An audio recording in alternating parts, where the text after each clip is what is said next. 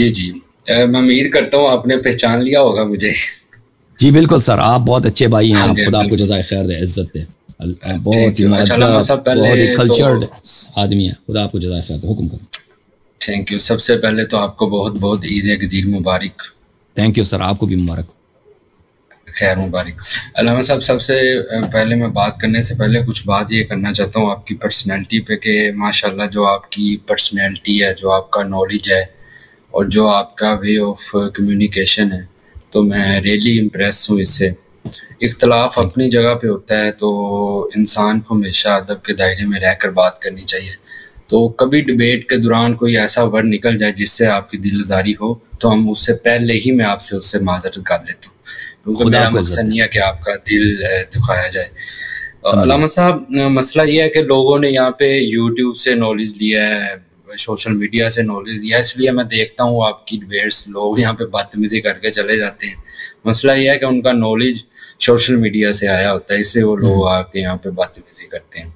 دوسری بات یہ ہے کہ علامہ صاحب، غدیر کا دن نہ چلے، میں نے اس پہ بات نہیں کرنی تھی، اس پہ تو الحمدللہ ہمارا آنکھیں بند کر کے یقین ہے۔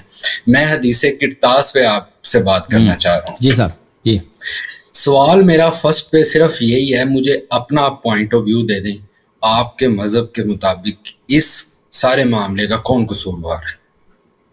اس کا قصوروار یہ ہے کہ پیغمبر صلی اللہ علیہ وسلم، جی سر مزید کچھ کہنا؟ نہیں، آپ آنسر کریں۔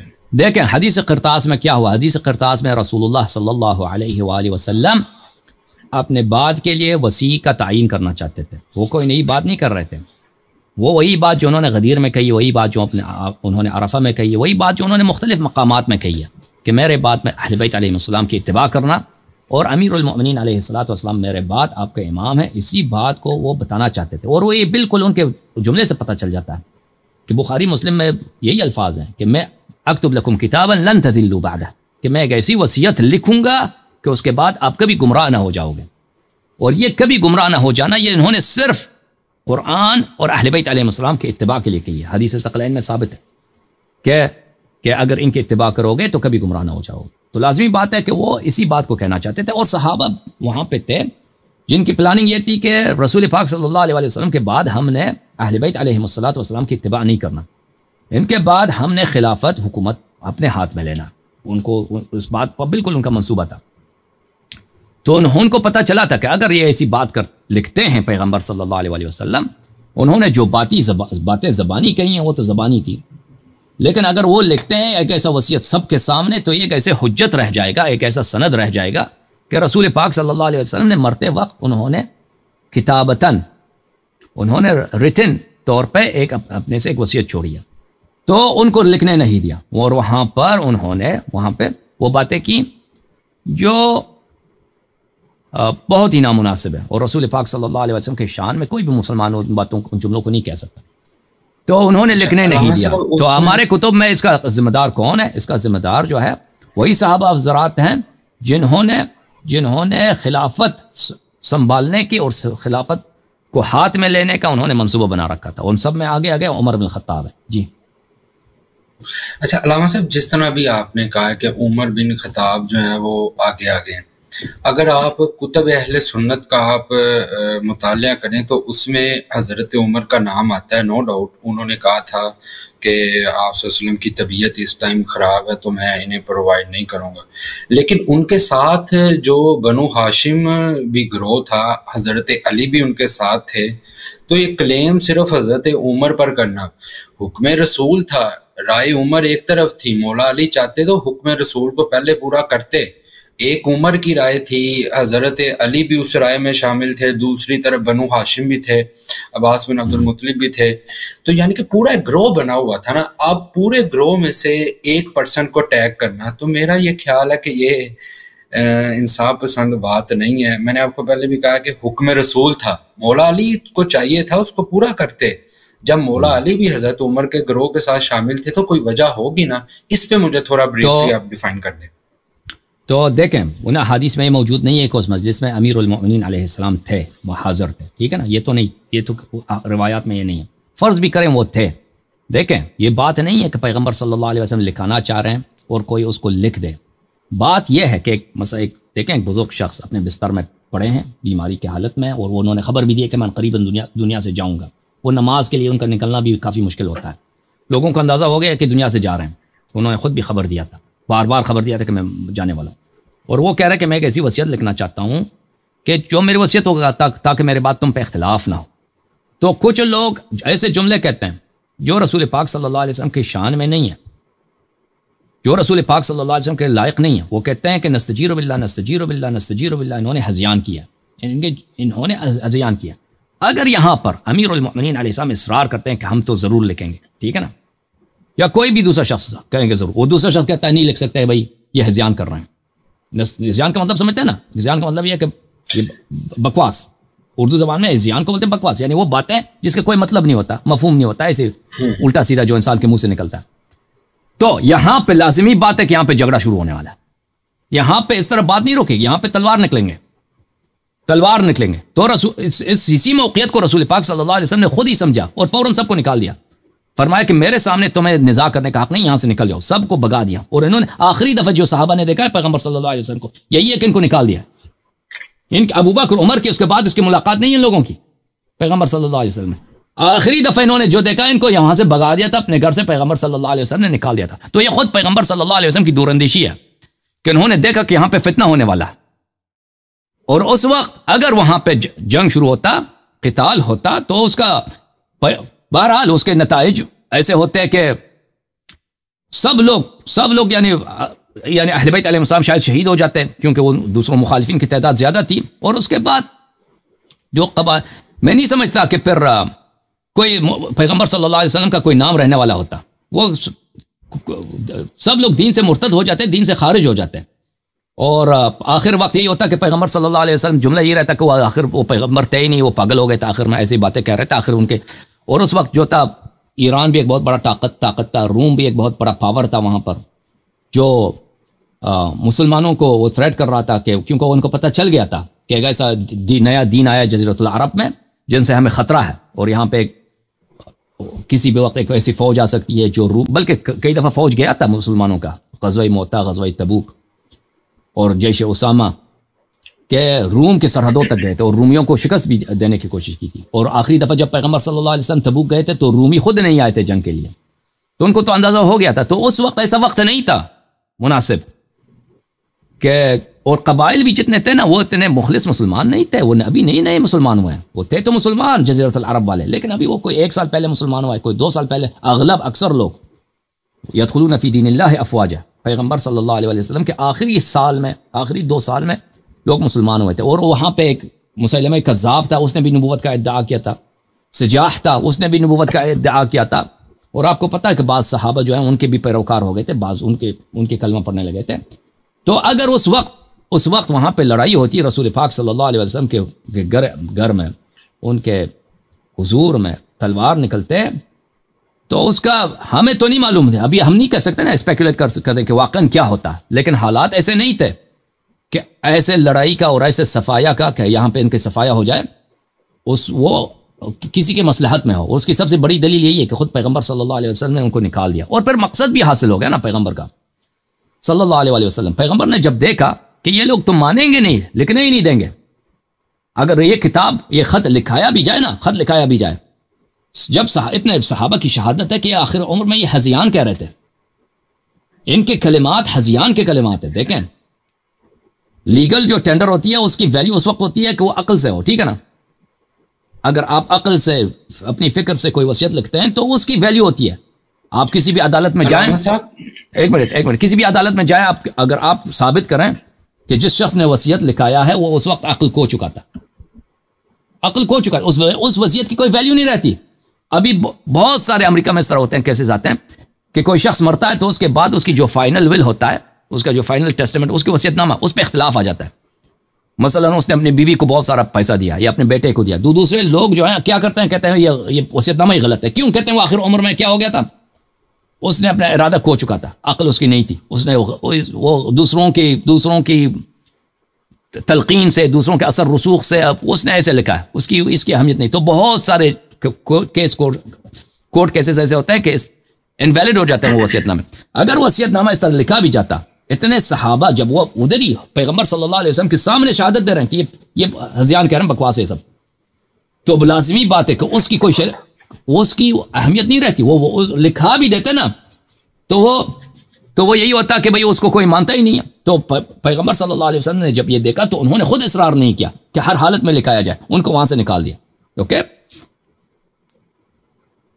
جی علامہ صاحب، اہل بیت اور بنو ہاشم کے درمیان پہلی تو بات یہ جھگڑا ہوا ہے. میں کتب اہل سنت کی اس لیے بات کر رہا ہوں کہ رائے عمر کی رائے تھی، حضرت عمر کی، کہ وہ آپ صلی اللہ علیہ وسلم اس حالت میں ہیں کہ انہیں تنگ نہ کیا جائے. اب ایک طرف رائے عمر ہے، ایک طرف حکم رسول ہے، تو مولا علی دونوں میں سے کس کے ساتھ جانا چاہیں گے؟ آف کورس مولا علی حکم رسول کے ساتھ جانا چاہیں گے نا. آپ جتنی بھی اہل سنت کی کتابیں اٹھا کے دیکھ لیں، کہیں پر یہ نہیں آیا کہ حضرت عمر نے کوئی معاملات آگے بڑھ چڑھ کے خراب کیے ہیں. انہوں نے جسٹ ایک اپنی رائے دی تھی. آگے جو معاملات ہیں وہ اہل بیت اور بنو ہاشم کے درمیان دو گروپ بن گئے تھے، ان کے درمیان ہوئے ہیں. مولا علی ایک سائڈ پہ تھے، عباس بن عبد المطلب ایک سائڈ پہ تھے، دونوں گروہ بنے تھے. اب میرا سوال کرنے کا مقصد یہ ہے کہ صرف یہ کسی آپ جو جس بات کو کہہ رہے ہیں نا بھائی، یہ کسی کتاب میں نہیں ہے کہ وہاں عباس بھی تھا اور وہاں پہ علی علیہ السلام بھی تھے اور یہ ایک سائڈ پہ تھے وہ دوسرے سائڈ. اس طرح کی حدیث نہیں ہے. یہ شیعہ کتب کے اندر بھی ہے، یہ کتاب ہے شیعہ، میرے پاس ایک حوالہ ہے، میں آپ کو دے دیتا ہوں. وہ بھی یہ کسی کتاب میں نہیں. اس طرح حدیث قرطاس میں اس طرح کی تفصیلات جو آپ بتا رہے ہیں یہ نہیں ہے. حدیث قرطاس میں یہ ہے کہ رسول پاک صلی اللہ علیہ وآلہ وسلم نے لکھانا چاہا، صحابہ نے جب بدتمیزی کیا، صحابہ نے جب غلط بات، اس طرح نہیں تھا کہ وہاں پہ قلم کاغذ نہیں تھا. نہیں علامہ صاحب، مجھے قلم کاغذ نہیں تھا. دکھا دیں کہ حضرت عمر آگے جب معاملات خراب ہوئے، حضرت عمر آگے تھے، جو معاملات خراب ہوئے ہیں وہ اہل بیت اور بنو ہاشم کے تھے. آپ کتب اہل سنت کیوں ایسی باتیں کر رہے ہیں؟ حضرت عمر کی صرف ایک رائے، ایک رائے میں تھا ان کا. آپ کہہ رہے ہیں کہ جن لوگوں نے کہا ہے کہ پیغمبر صلی اللہ علیہ وسلم ہذیان کر رہے ہیں وہ کون تھے؟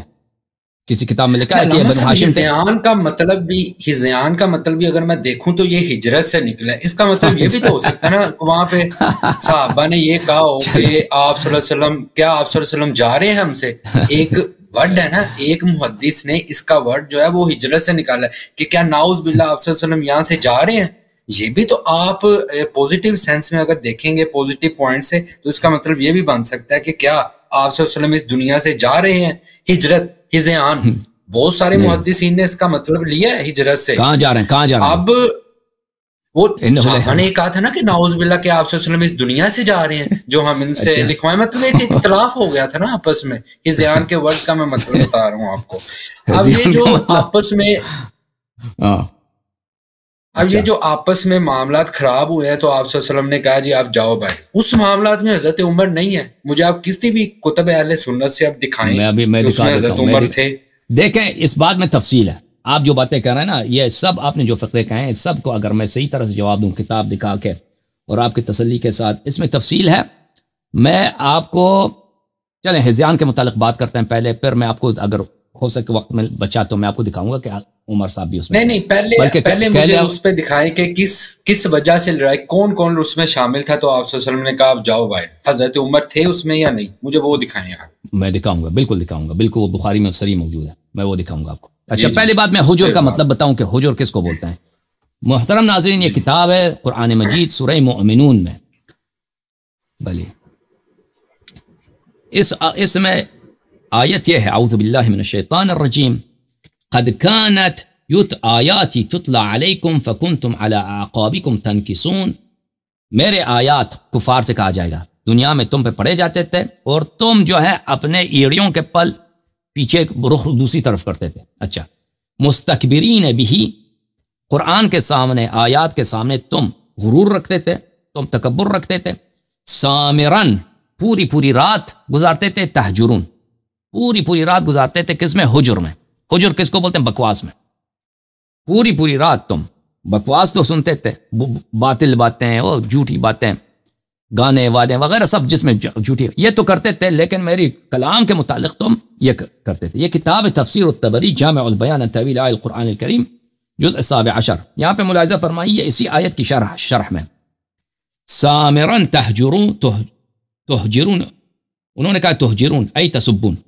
تہجرون کو اگر باب احجر میں لے کے جائے احجر احجارن، احجر میں باب افعال میں، تو اس کا مطلب ہوتا ہے گالی دینا. اچھا، کیونکہ اس صحابہ میں یہ بھی ہے، احجر بھی ہے. اچھا، قال دوسرا ہے تہجرون یقول تقولون المنکر والخناء من القول كذلك حجر القول.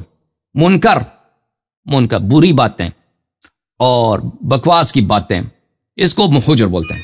آپ کی خدمت میں عرض کروں تو یہ تو قرآن میں کئی مفسرین کی باتیں ہیں، اب اس کو آپ کو زیادہ ٹائم نہ لیں. حافظ ابن حجر عسقلانی جو انہوں نے ہدی الساری لکھی ہے، ہدی الساری میں انہوں نے اس آیت کی، اس حدیث کی شرح کی ہے. میں آپ کو ہدی الساری بھی دکھا دوں. ایک منٹ، ہدی الساری کہاں گیا؟ انہوں نے اب فتح الباری لکھنے سے پہلے ان کی کتاب ہدی الساری، اس میں مشکل الفاظ کی شرح کی ہے کہ بخاری میں جو مشکل الفاظ ہیں ان سب کا انہوں نے بیان کیا ہے. تو اس میں حجر کا معنی انہوں نے بیان کیا کہ حجر کا معنی ہے غلط باتیں. مجھے مل جائے تو بہرحال جو دیکھنا چاہے ادھر حجر میں آپ کو نظر آئے گا، لیکن میں آپ کو دکھا دیتا ہوں، دوسری کتب سے دکھا دیتا ہوں. ابھی مجھے فتح الباری نہیں، حدیث الساری نہیں مل رہا، لیکن دوسری کتب بہت ہیں کتب لغت میں. یہ اللہ آپ کو بھلا کرے.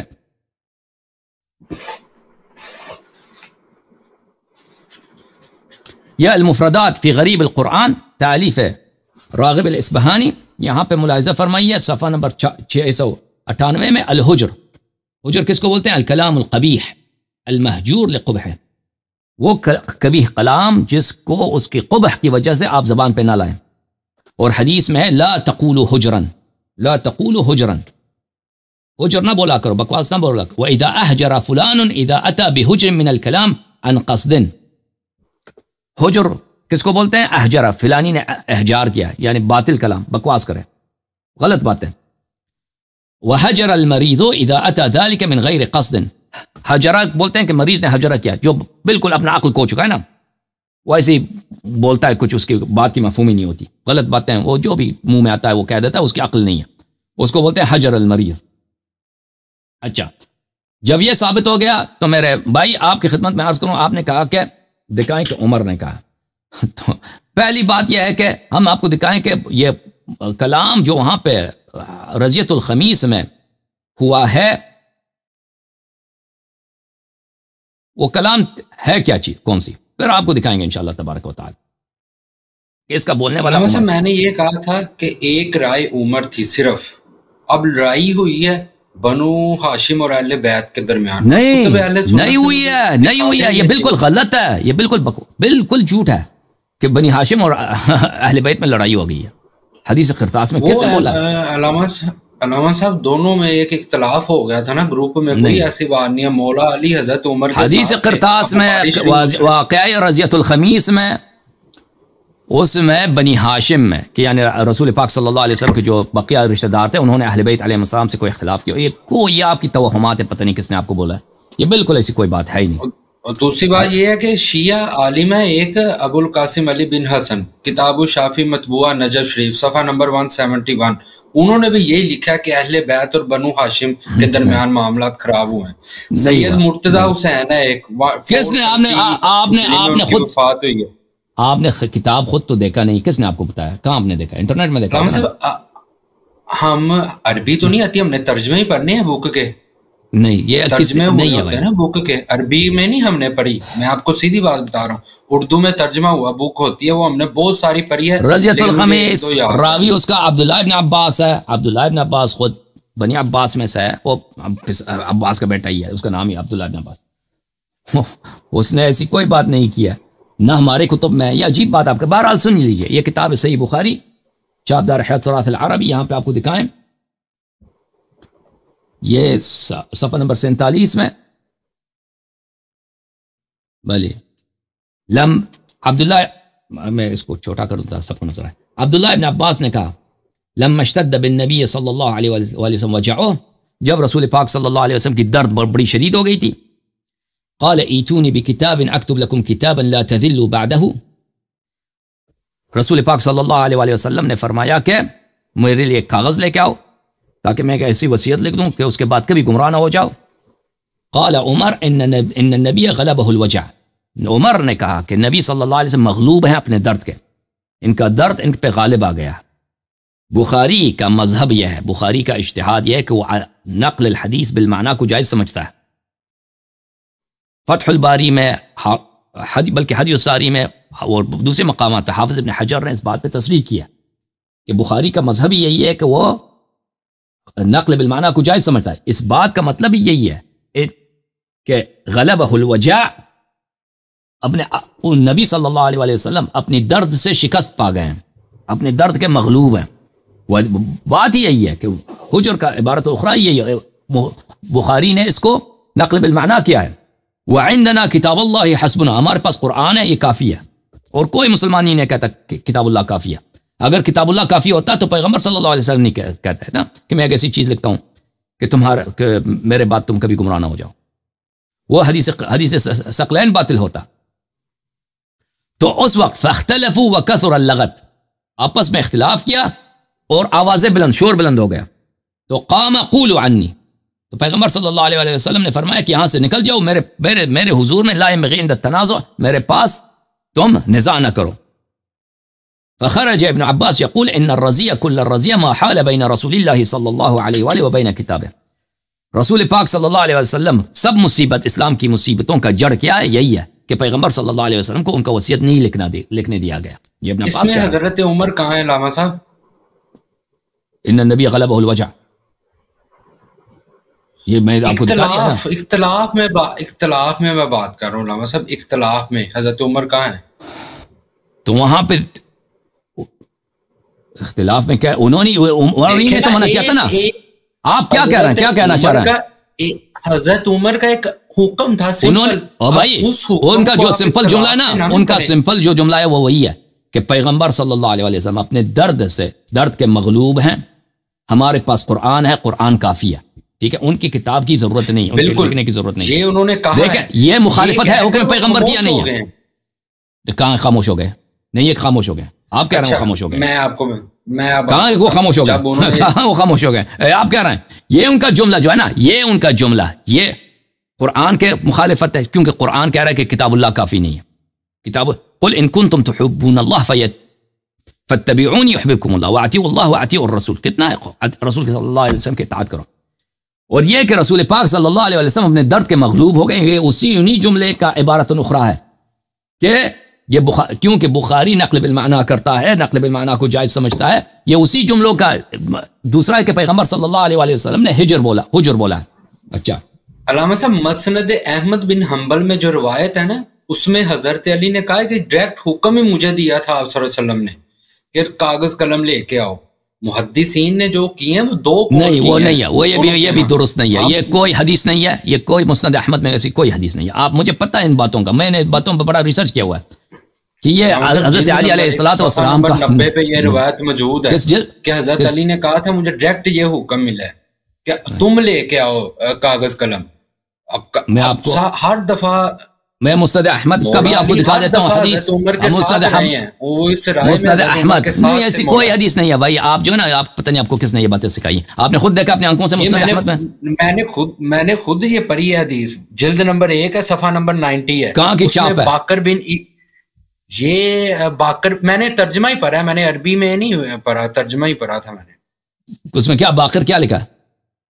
باقر بن عیسیٰ سے روایت تھی یہ والی کہ مولا علی نے کہا باقر بن عیسیٰ. باقر ابن عیسیٰ کوئی مسند احمد میں باقر ابن عیسیٰ راوی مجھے نہیں لگتا کہ کوئی ہے. وہ ہے، میں نے یہاں پہ پلیٹ فارم پہ بیٹھ کے جھوٹ بھائی وہ لے کے آنا، وہ حدیث لے کے آ جائیں آپ نا. اس طرح آپ کہتے ہیں نا کہ وہ اس میں یہ میں آپ کو واٹس ایپ پہ سینڈ کر دوں گا، آپ سینڈ کر دیں. ایسی کوئی دیکھیں میں آپ کو مسند احمد والی حدیث دکھا دوں. یہ مسند احمد ابن حنبل ہے، چاپ مؤسسۃ الرسالہ، جز نمبر 3. یہ یہاں پر جو حدیث ہے وہ بھی عبداللہ ابن عباس کی ہے. قال ابن عباس نے کہا یوم الخمیس وما یوم الخمیس، جمعرات کا دن کیا تھا. ثم بکا، پھر وہ رونے لگا. حتی بل دمعہ وقال مرة دموع الحصا، کہ اس کی جو آنسو تھے زمین پہ گر گئے اور وہاں پہ جو کنکر تھے ان کے رونے سے، ان کی گریا سے زمین کے کنکریں جو ہیں گیلی ہو گئی.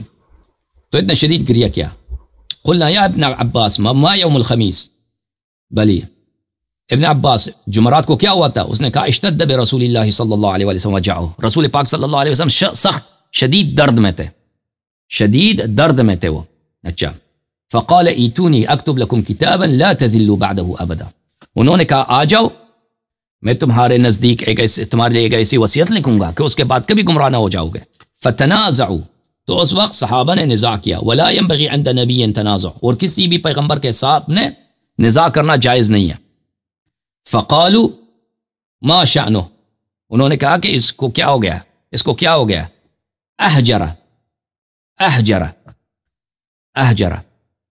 اس نے بکواس کیا. نستجیر باللہ. احجر، اس نے احجار جو ایک حجرہ ہے ایک احجرہ ہے. احجرہ اس میں مبالغہ ہے، اس نے بہت ہی غلط، یعنی نستجیر باللہ بہت ہی ہذیان کہا اس نے. ان لوگوں نے یہاں پہ کیا ڈالا ہے؟ علامت استفہام ڈالا ہے. علامت استفہام ڈالا ہے. یہ علامت استفہام پرانے زمانے میں نہیں ہوتے تھے. علامت استفہام آپ کو پتہ ہے، کوشچن مارک یہ نئی چیز ہے. 100 سال 125 سال سے مغرب سے آئی اسلامی دنیا میں. ہمارے کتب میں پرانے زمانوں میں علامت استفہام نہیں ہوتے تھے. کوشچن مارک یہ جو ہے یہ جو آپ کے ذہن کو خراب کرنے کے لیے، کہ صحابہ نے تو صرف پوچھا تھا کہ کیا انہوں نے بکواس کیا یا نہیں کیا. نستجیر باللہ.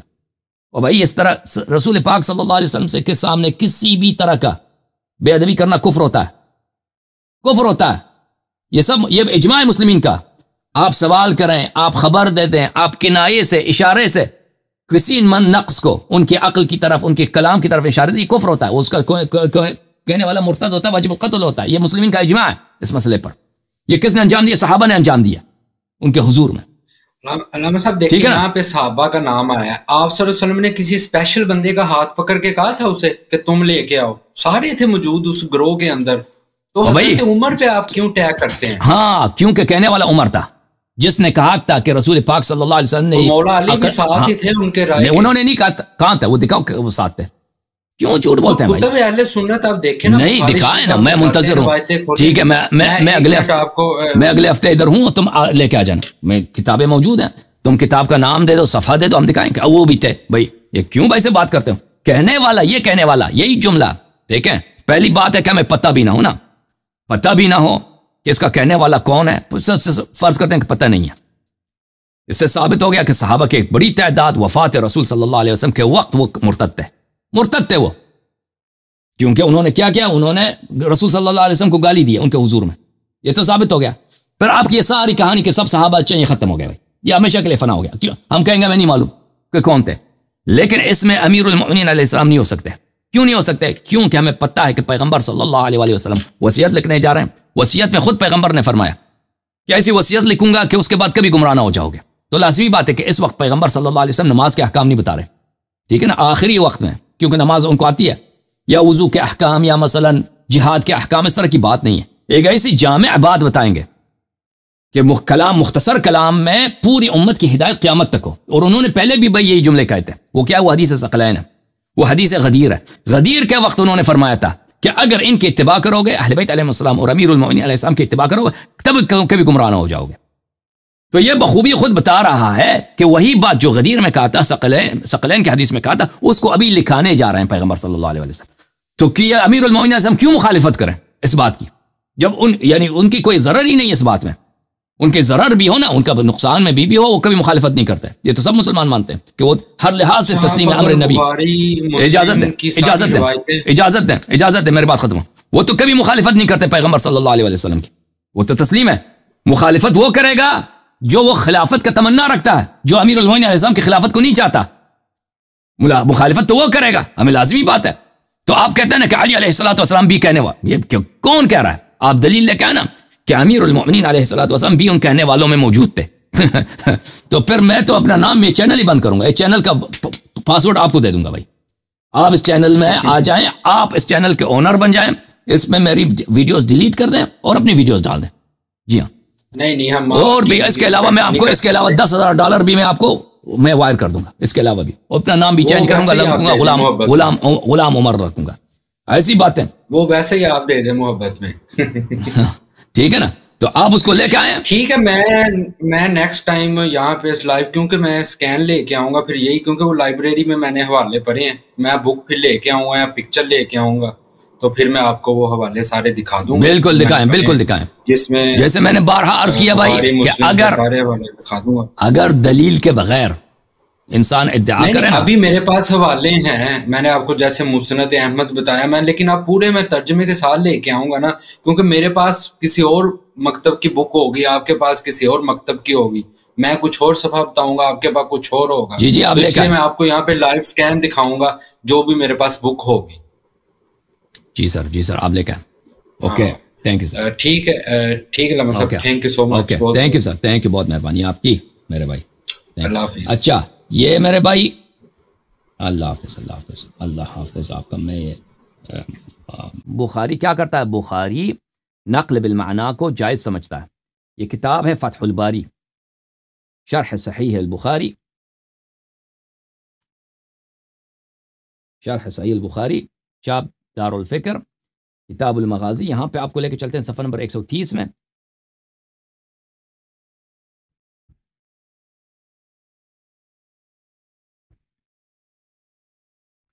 صفحہ نمبر 130 میں یہاں پہ حافظ ابن حجر کیا فرماتے ہیں؟ کہتے ہیں اس حدیث کو، وہ ایک حدیث کی بات کر رہے ہیں، ان البخاری كتبه من حفظه ولم يراعي اللفظ. بخاری نے اس حدیث کو اپنے حافظے سے لکھا ہے اور لفظ حدیث کا مراعات نہیں کیا. كما عرف من مذهبه في تجويز ذلك، کیونکہ ہمیں معلوم ہے کہ اس کی مذہبی یہی اجتہادی یہی ہے کہ نقل الحدیث بالمعنی جائز ہے، نقل الحدیث بالمعنی جائز ہے. بخاری نے لفظ چینج کیا عمر کا، کہنے والا عمر تھا جس نے یہ کلمات کہیں کہ پیغمبر صلی اللہ علیہ وسلم غلط جملے کہہ رہے ہیں. ٹھیک ہے نا، حجر کہہ رہے ہیں، حزیان کہہ رہے ہیں، یہ کہنے والا عمر تھا. بخاری میں بھی موجود ہے، لیکن بخاری نے لفظ چینج کیا، کلمہ بڑا حساس ہے. لیکن اس کے علاوہ ہمارے پاس دلائل بہت ہیں کہ کہنے والا عمر، لیکن ابھی اس کا وقت نہیں، ابھی دوسرے لوگ منتظر ہیں انشاءاللہ تبارک و تعالی. بلکہ میں آپ کو ایک دلیل دکھاتا ہوں، لیکن تفصیل کسی اور وقت. یہ کتاب ہے نسیم الریاض فی شرح القاضی عیاض، تالیف شہاب الدین احمد ابن محمد ابن عمر الخفاجی المصری. کتاب چھپی ہے دار الکتب العلمیہ، جزء سادس ہے یہ کتاب چھپی ہے سنہ 2001 میں. ملاحظہ فرمائیے اس کتاب میں میرے محترم ناظرین آپ کو لے کے چلتے ہیں صفحہ نمبر 69 میں، صفحہ نمبر 69 میں. اس کے بعد اگلے کال کو لیں گے انشاءاللہ.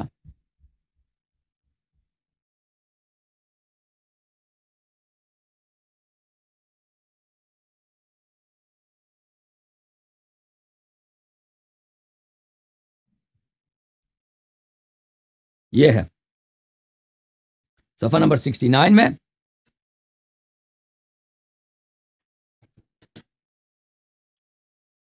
وفی روایت حجرہ کما فی البخاری، بخاری میں ہے کہ حجرہ ہے. ویروى احجرہ، ویروى حجرا. اچھا یہ سب. وفیہ ای فی هذا الحدیث فقال عمر ان نبی اللہ صلی اللہ علیہ وسلم اشتد الوجع.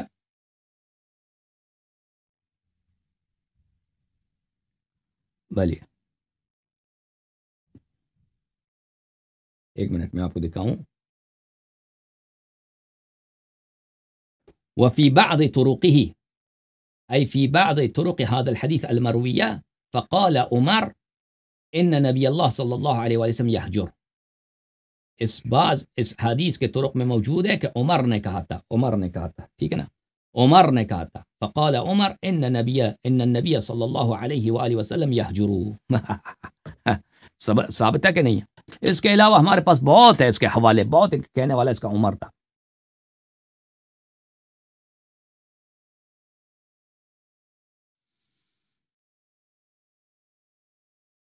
اچھا اب ہمارے پاس حسن صاحب ہیں کالر، حسن صاحب کو لے کے آتے ہیں.